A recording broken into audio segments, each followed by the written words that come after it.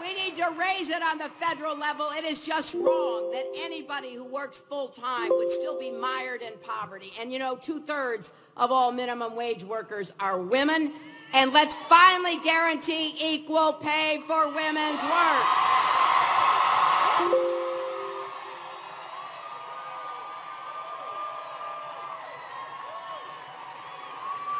So I'm telling you what I'm going to do. I'm laying it out, and we're going to do it together. And that also goes for education. Every child in this country deserves a good teacher in a good school, regardless of the zip code that child lives in. As the mayor said, I want more early childhood education. I want to be a partner with today's teachers. I want them to know the president will be on your side as you do the work to give our kids the education and skills they need. I am also going to launch a campaign with your help, the help of our construction and trade unions and others, to enhance more apprenticeship programs, to encourage more young people to go and seek and obtain the skills they need to be able to be employed. We have made a grave error in any way undermining the work that is done by carpenters and plumbers and machinists and electricians and welders. This is work that is in demand across our country.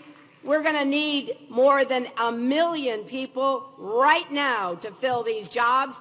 I want us to start doing this again in high schools, community colleges, and apprenticeship programs, which is why I want to make community college free so that young people can afford to get those skills.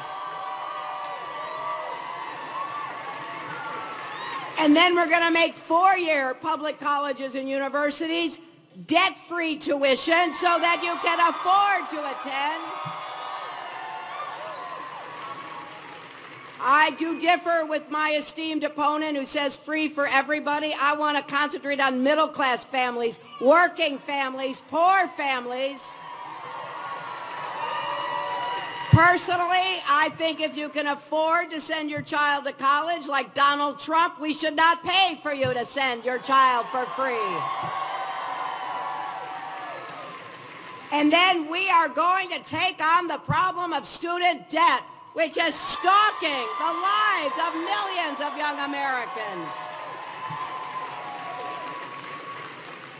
This is probably one of the most pressing problems that I encounter as I travel around. And I ask in crowds like this, how many have student debt? How many? Okay, huge majority. Huge, absolutely huge majority. Huge, huge majority.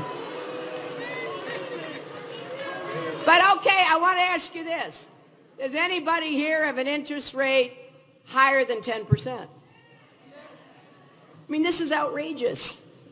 8%. How many have 8%? How about more than 6%? You know, we haven't had interest rates for most things, besides student debt, that high in years. You can refinance your mortgage and get a better deal. You can refinance your car and get a better deal. Corporations can refinance their debt and get a better deal. I'm going to make it possible for you to refinance your student debt and get that interest rate down. And then I want to switch as many of you as will go into income contingency repayment programs. You know what that is? I'll tell you, when I graduated from law school, I didn't have any help going to school. I had to work. I had to borrow money, so I came out with a debt. But both my husband and I were in a contingency repayment program. We paid it back as a percentage of our incomes. So I could go to work for the Children's Defense Fund right out of law school, which is the job that I wanted to do. And I don't know, I think I made $14,000 a year, and I could pay my debt back as a percentage. I want every one of you to have that chance. And furthermore, I want a date certain where your obligation ends.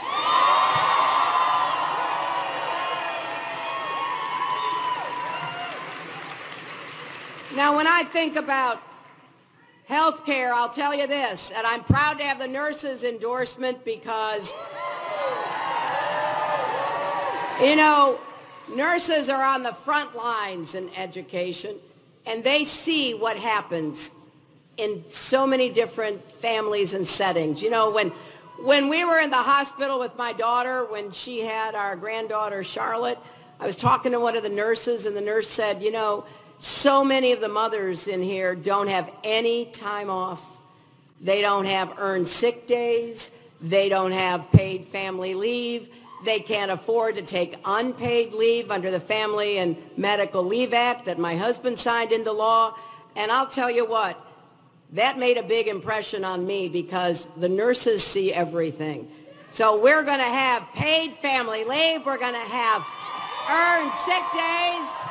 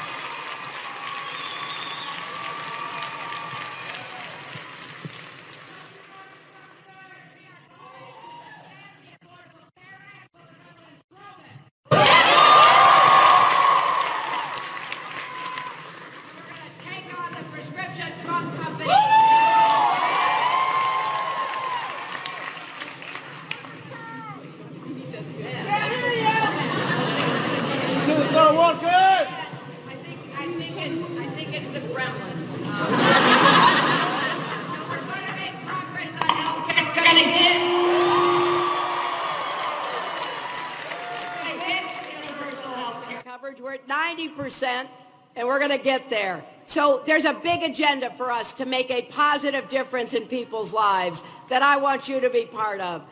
And secondly, we've got to keep ourselves safe. That is something I'm committed to, and it's not only about stopping terrorist attacks, although clearly that has to be front of mind. I will do everything to have the kind of safety net that includes law enforcement at all levels, intelligence cooperation, working with our friends in Europe and others to defeat ISIS, to create a chance for everybody to get out from under the threat that terrorism poses. But here's what I want to say. Donald Trump and Ted Cruz have made our job harder in the last few days. You know, Donald Trump saying we need to get out of NATO, the most important defense alliance there's ever been. It's headquartered in Brussels. We need to modernize it and make it ready to deal with the threats of today, including terrorism. And that's exactly what I will do as president. And Ted Cruz, who said we need to be policing everywhere that Muslims live. I don't know about you. That is not only offensive, that too is dangerous, because we want everybody to feel like we are together on our common defense against terrorism.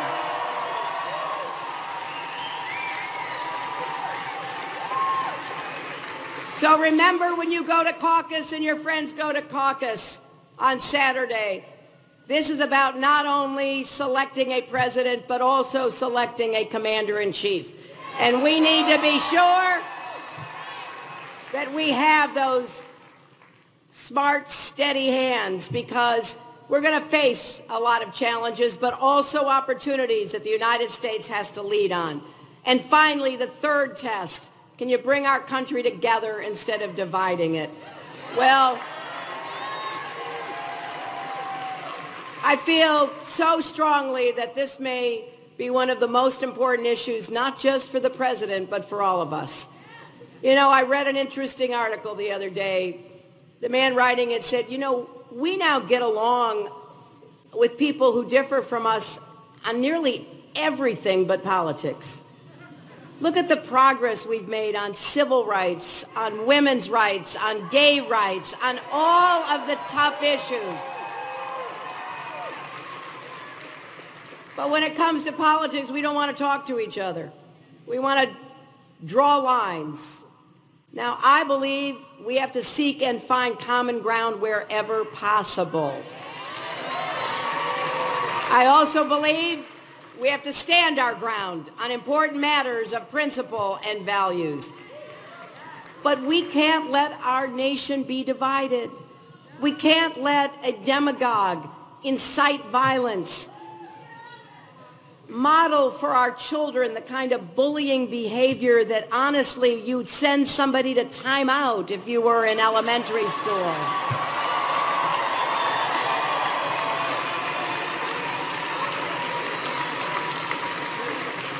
I feel that each of us has a role to play in this.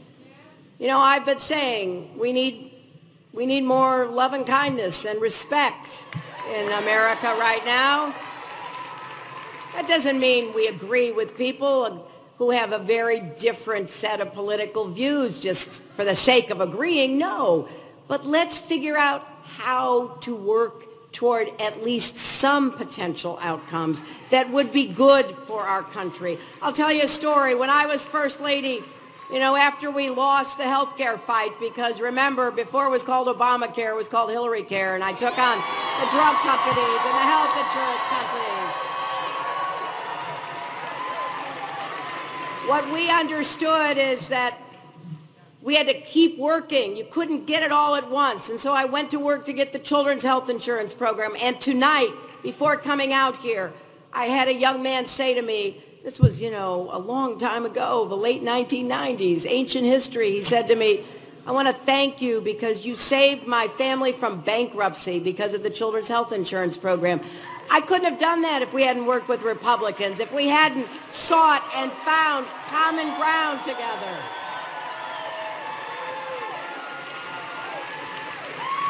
So as I go through this campaign, I'm going to stand up for what I believe. I'm going to fight for the issues and the plans that I think will help move our country forward. But I will always say I'll go anywhere, anytime to meet with anyone to find that common ground. If there is good faith, then maybe we can make progress, maybe not as much as I would like, but enough that we can solve the problems of some Americans. That's what we've got to start doing again.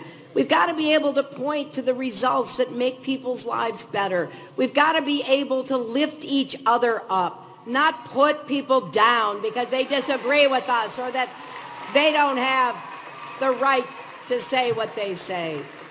You know, when you go to the caucuses on Saturday, I hope that you will, and everybody that you talk with, really think about not only the consequences and the stakes of this election, but how far we have come together. I'm proud of the progress we've made in America. I'm proud of the rights that we have extended to people. I'm proud that we have so much that really has made a difference in the lives of not just Americans, but people around the world. I went to 112 countries when I was Secretary of State, and I saw that even when countries disagreed with us, how they watched us, how they wondered how we did what we did in this big, brawling, pluralistic country of ours, how we held it together, how we made progress. I was always so proud. I don't ever want to lose that. I want us to continue to make progress. I want us to continue to seize the future, make it what it can be.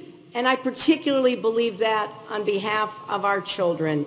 You know, our volunteers here in Washington prove each and every day why I believe in what I'm doing and why I know that together we can make the differences I'm talking about. Lillian Ellis, just 14 years old, skipped a sleepover with her friends to get trained as a caucus captain here in Seattle.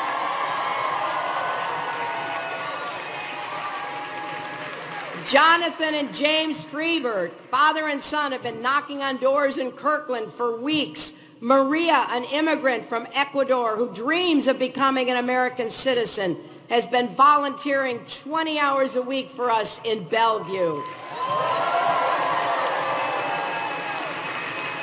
And Valerie, a caucus captain in Renton, relies on Social Security and food stamps to get by. She worries about rising drug prices, but she volunteers every other day because she knows that we've got to make progress together, that this campaign is about helping people like her.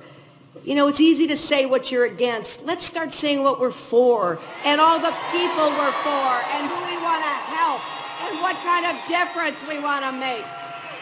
These people believe that America's best days lie ahead, and so do I. If you believe that, I hope you will come out and caucus for me this Saturday. Thank you so much.